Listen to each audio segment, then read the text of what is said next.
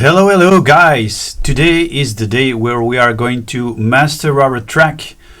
After all these episodes that you followed, you saw my productions from scratch until the mix, which is now finished. We're gonna export the mix and we're gonna start the mastering in this episode. So I reviewed the whole mix, everything is okay.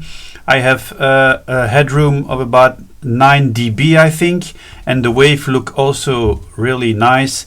There are some peaks that are going to be taken care of in the mastering, so I will show you the last thing before I export it, and then we can start immediately to do the master.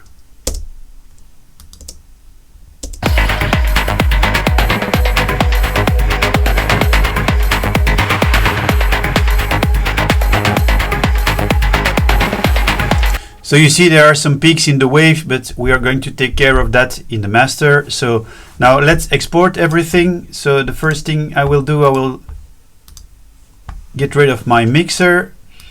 Then I will take a look at what I did before and I export the same thing so that I'm sure that I miss nothing. And now I'm going to bounce it. We want it in the waveform, not in an MP3. We will not normalize now, and it's again 24-bit, 48 kilohertz. Let's export it, and then silence is just another frequency. Here it is, and that we're gonna call silence is just another frequency, unprocessed. Okay, now let's export, and then let's start a new project to do our mastering. Okay, here it is. So we have a new project at 128 BPM. I'm gonna import my track here.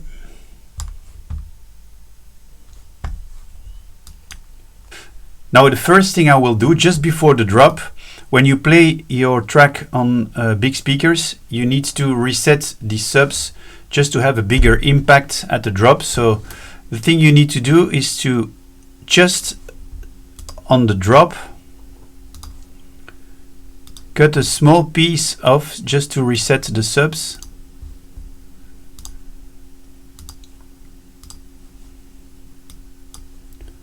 So, and I'll do that on some places where I think there needs to be a bigger impact when the kick is coming in. So here also. Same thing, just to reset the subs. Okay, the next thing I will do is to duplicate it, and then I will group it.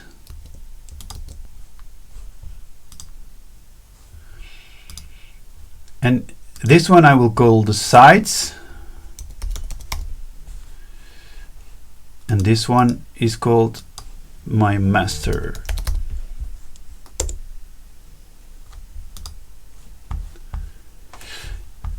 Then I will put my sides at -10 dB.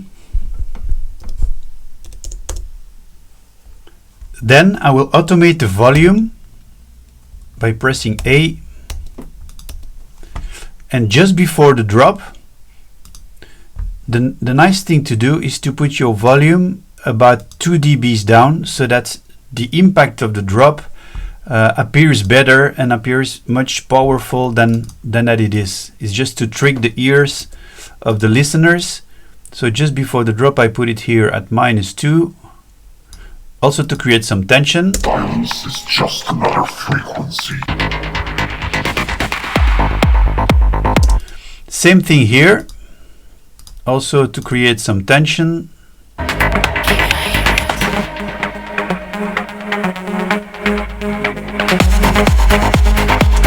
Also here I want to create some tension where the kick is disappearing.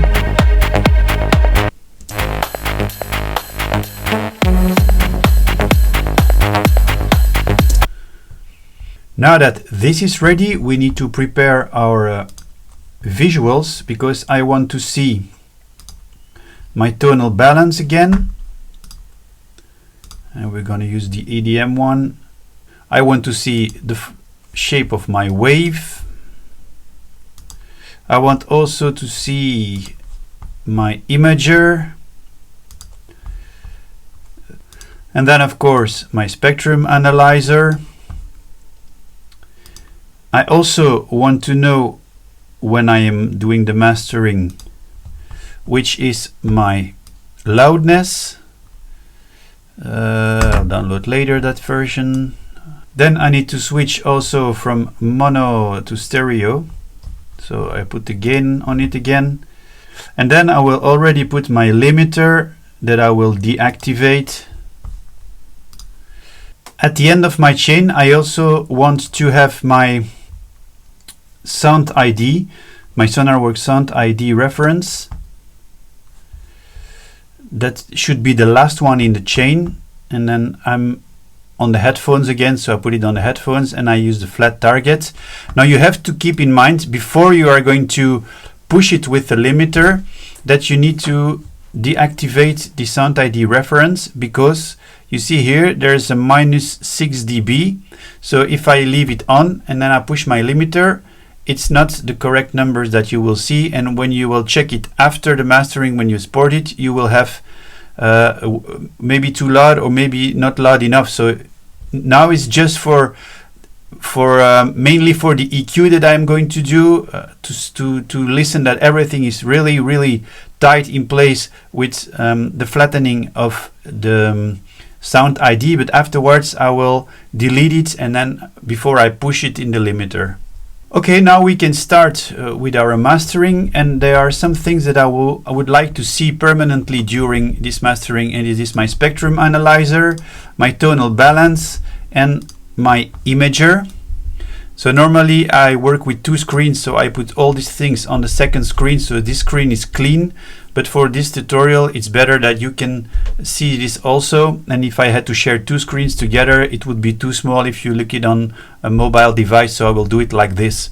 Now I will take a part where everything is playing together, and I will look at my tonal balance, at my spectrum analyzer and my image, and then I can start doing the mastering thing.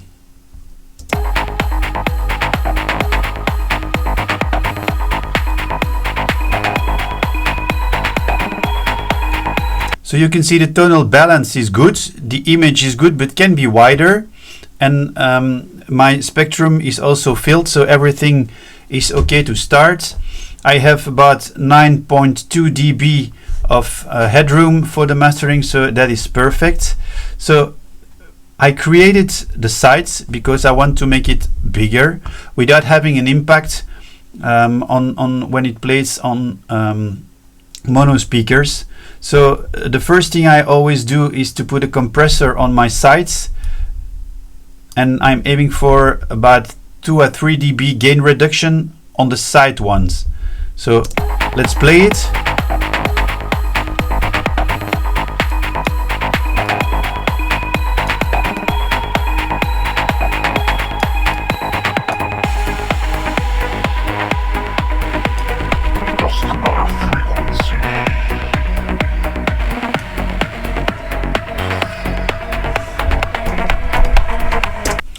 So that looks good. That's almost 3 dB of gain reduction. Also in my sides I want to have the sides really clear, so I put one knob brighter on it.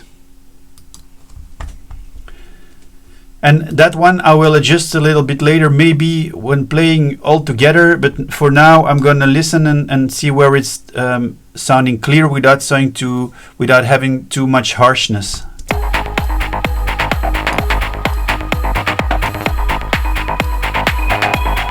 See here, it's too harsh, so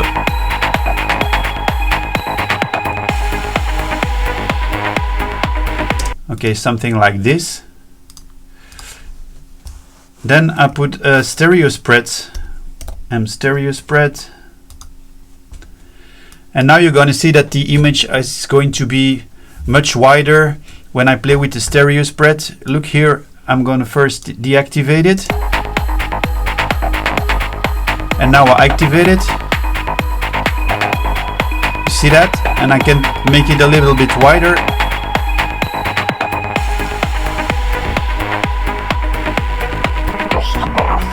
And when you look at the correlation meter here and here, You can see that now it's much wider, it's better, but I need to check if it still fits on my mono compatibility. But before I do that, I need always to cut down the first 150 Hertz for the mono compatibility. So I will put this one on the sides. This one I put at 18 and then 150.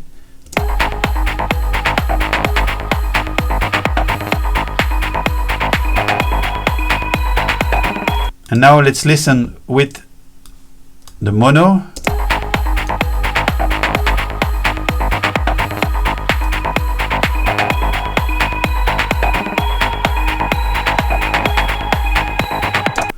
I think it's cool, but I think my stereo can be a little bit more spread and can be a little bit wider.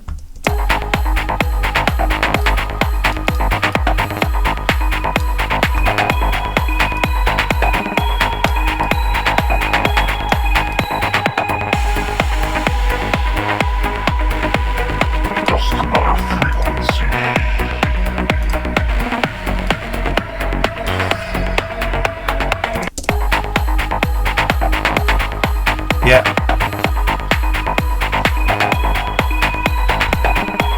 Now you can see here, it's much better.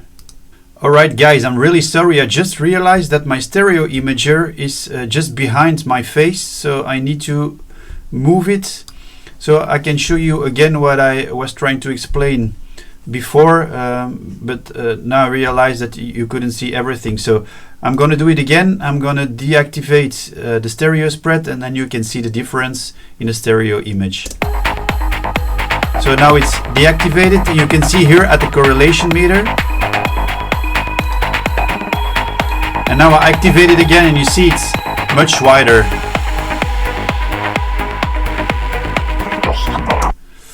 Okay, I'm really sorry for that guys. So I always tell you that I'm not using compressors in my production and in my mix. In my mastering I do, but not too much, because I'm convinced that using too much compression and using it in the wrong way can mess up your whole track. So I used already one here on the sides, and the next thing I'll do is I put a compressor on the master, so on the bus where I put these two tracks together, and for that I use the Buster E, and I have a special preset that I made myself, so you can just copy these settings here just to glue it. And what I want to do here is just to roll off the peaks, and to do that I just need to have the needle moving a little bit, not too much. So let's see what it does with the standard setting.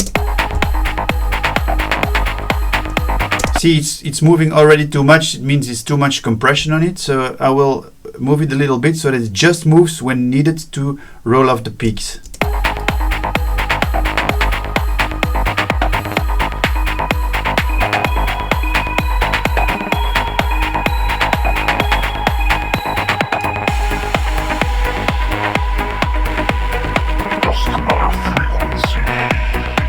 You see now it's just moving when needed for the peaks that we have, and that's exactly the purpose of this compressor.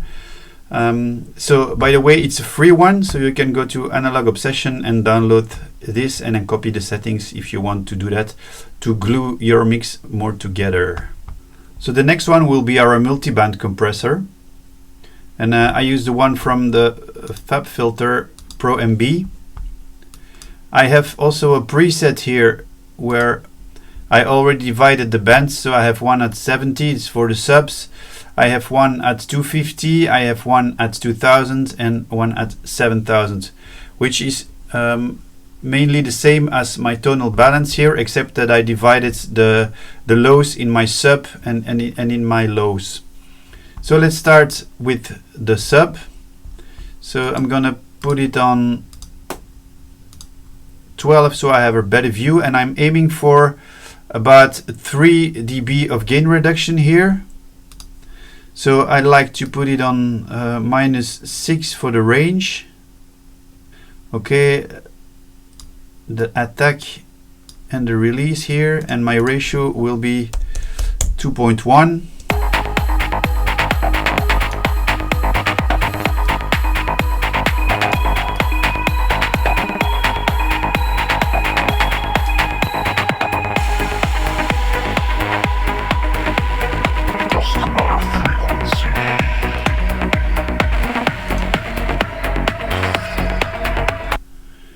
Okay, that's a good beginning. Then I go here. That is mainly my kick drum. So I like to put this one a little bit louder. And then again here, -6. And my ratio 2.1. Oh, sorry, 2.1. And my ratio 2.1. I leave the attack and the release like this.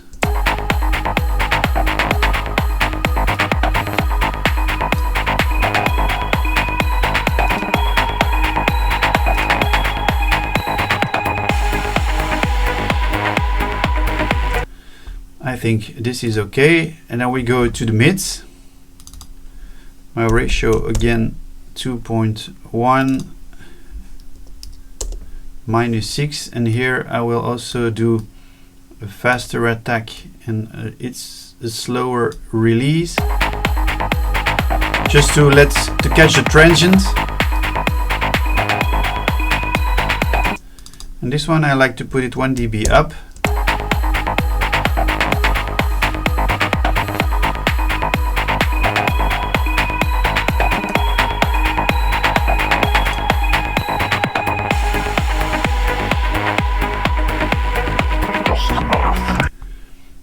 Okay, then the next one will be our claps. Also range of -6, 2.1. And for the claps, I'd like to leave it a little bit like this. Now you see there's already gain reduction.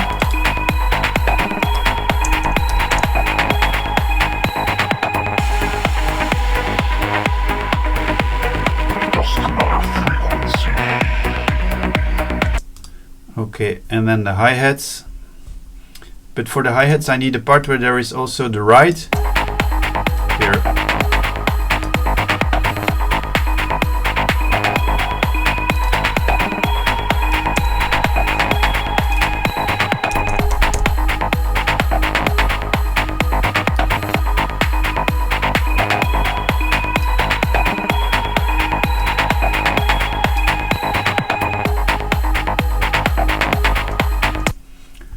Okay, I think that is cool for the multiband. So let's see what it does when I look at my wave observer.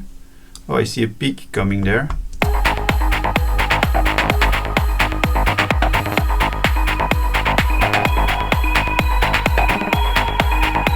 So you still see a lot of peaks that we need to take care of before we're going to push that into the limiter, because if we don't take care of these peaks, we're going to lose some dB to push the mix.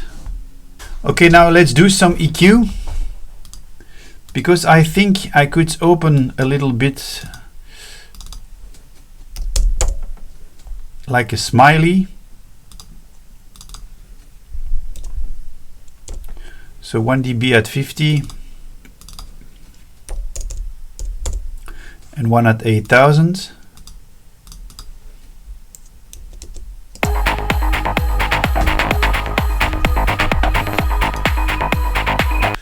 Yeah, that sounds cool. Let's listen how it sounds like when I turn off my Sound ID reference.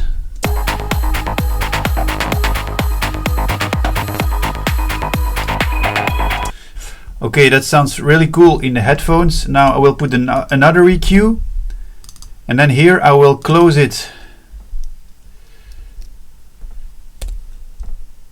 at 25. And push it a little bit up.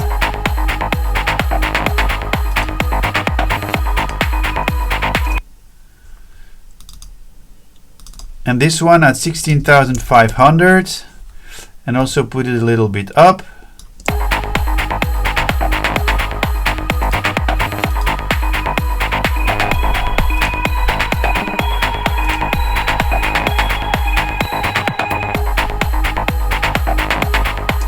Okay, now I think here in this one, in this EQ, I should take care of the mids a little bit, because I think there's a lot of peaks here when I compare it to the lows and to the highs. You see here at around 900.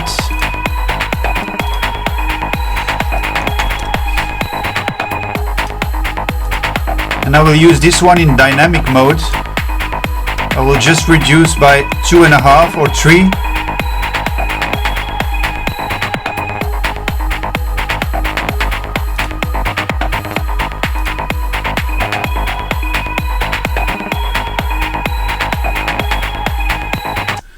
I think that's better. And now the last thing I will do before I will use the clipper and push it in the limiter is to take a look at the resonating frequencies.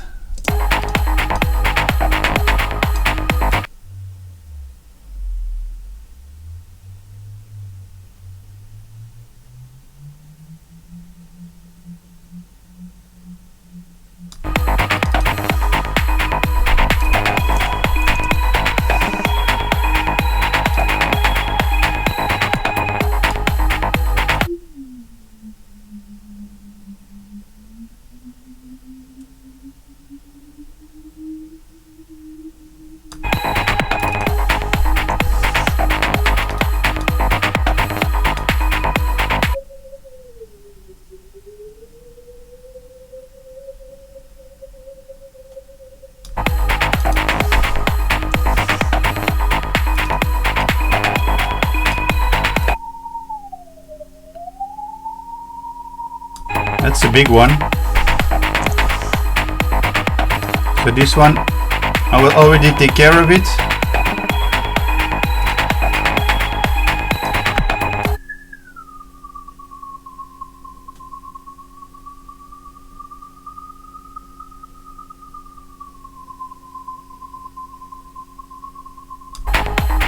This one also.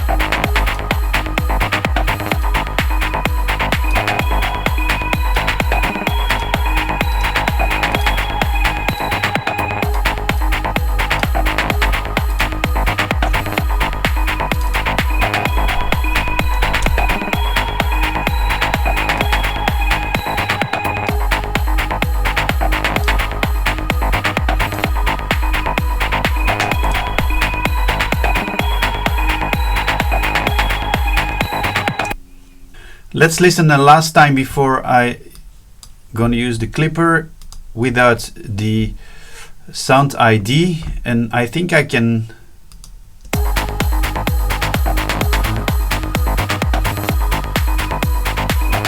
yeah, that sounds good. So I think I can delete it.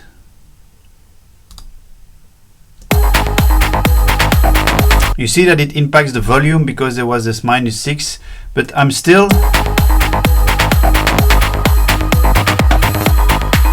I still have almost 6 dB of headroom, so that's cool for my mastering. I will take a look at the crest factor also.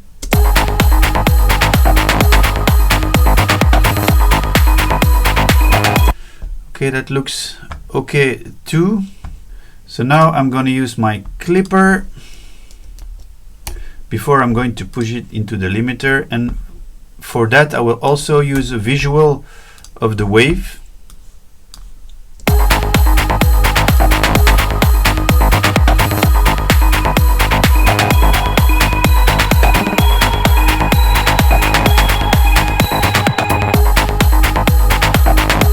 Here I also use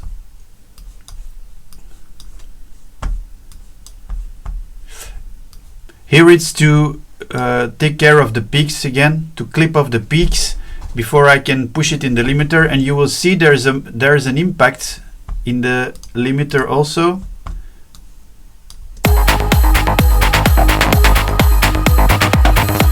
If I bypass my clipper, now I put it on again, you see that?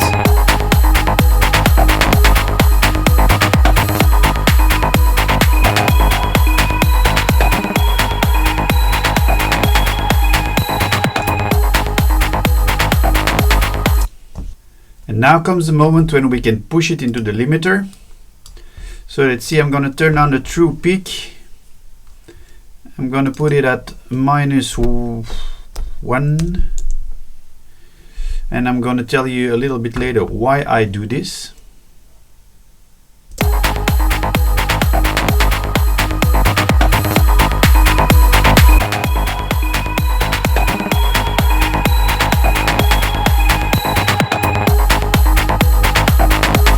Okay, now I'm hitting the limiter, and now it's time to close this one, to close this one and this one. And I need to take my U-lean to see here how much is gonna be my LFUS. I can see it also here, but here there's more details. Okay, let's go.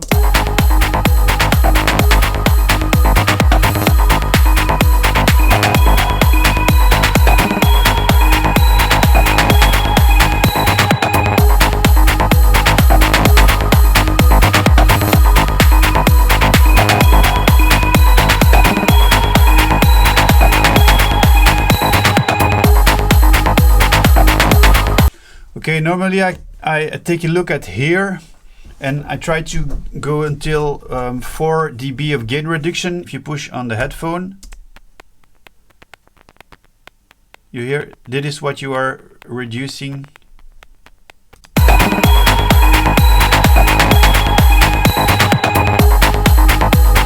I think I can push it a little bit more so that I am at about 9 LFUS on the integrated loops.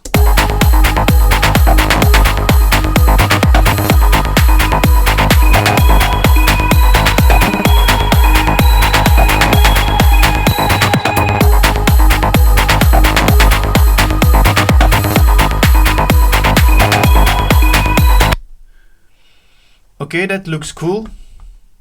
Now what I'm going to do is to listen to the whole track and then to analyze the numbers and to analyze the figures. And the U-lean has a really nice feature. It can print me an overview of the whole track with the energy and with the lofts and everything I need to know. So I will do that and I'll be back in a minute. So I listened to the whole track, and now I'm going to look at the analyze that the U-lean made. You see, this is very interesting because you have the integrated loops, you have the loudness range, the average dynamics, the momentary max and the short terms and the true peak. Everything is nice over the whole track. So the track is in total 5 minutes and 12 seconds. So this is very, very interesting. Now I'm going to export the track, and there is a last thing that I need to do before I can finish it, because you remember I told you I put it here on -1, and I was going to explain you why. Because now when I take a look at my track, I have all my numbers here, you know, and sometimes there are some true peak clippings. When I listen in my DAW now, there are no peak clippings.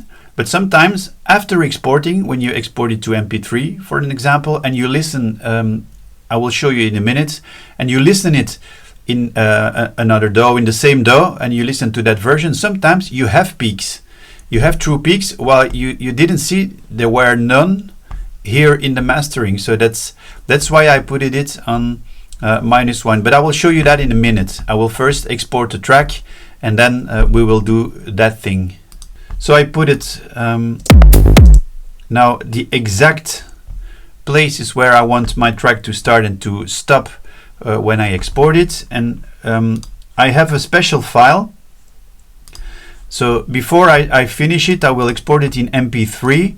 I have a special file which I called feedback master. Where is it? It's here. And this silence is just another frequency master.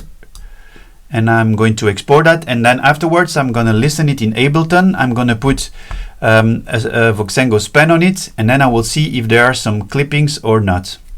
So I'm at the end of the track. I have one small clipping, so I can live with that. So for me, that's okay.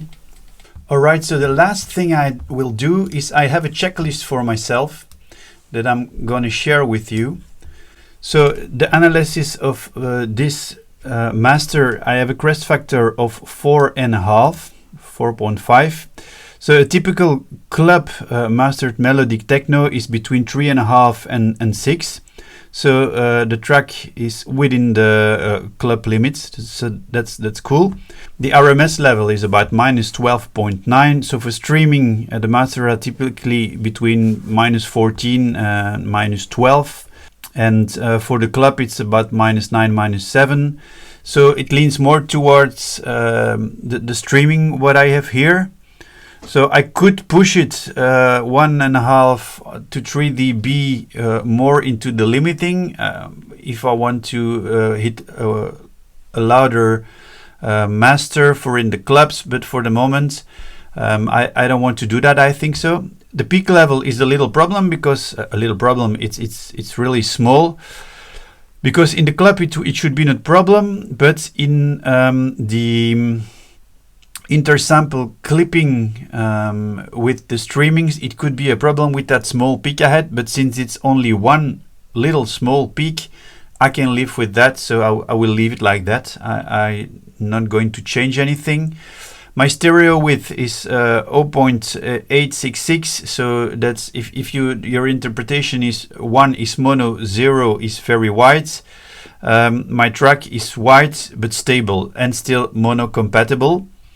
And then I have my tonal balance. So I am based on the spectrum curve. So during the whole process, I used my tonal balance like I showed you. So my tonal balance is, I think, smooth, warm, and when you just use the tonal balance like I use it here on EDM, normally that's the result that you should expect to have. So I think my checklist is complete here. I'm not totally satisfied 100% because I got this small clipping, but it's only one, so I can live with that. Now, please let me know in the comment how you want me to release this track. There are some possibilities. One, I can release it by myself. Two, I could send it to my label, but then I would lose all the master rights. And if it turned out to be a big hit, yet I will never get my master rights back because it's owned by the label. Or three, what I can do, I can throw it on label radar and I can see if I have a lot of response and interest. I will release it for sure by myself. If not, I can decide what to do. So please let me know in the comment what you want me to do. One, release it by myself. Two, send it to my label and lose the master rights. Or three, put it on label radar and see how it goes.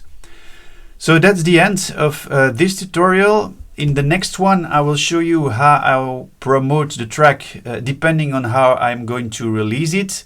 I thank you very much for following this series, and I hope to see you again on my channel for more music production tutorials. Thank you very much, and bye-bye.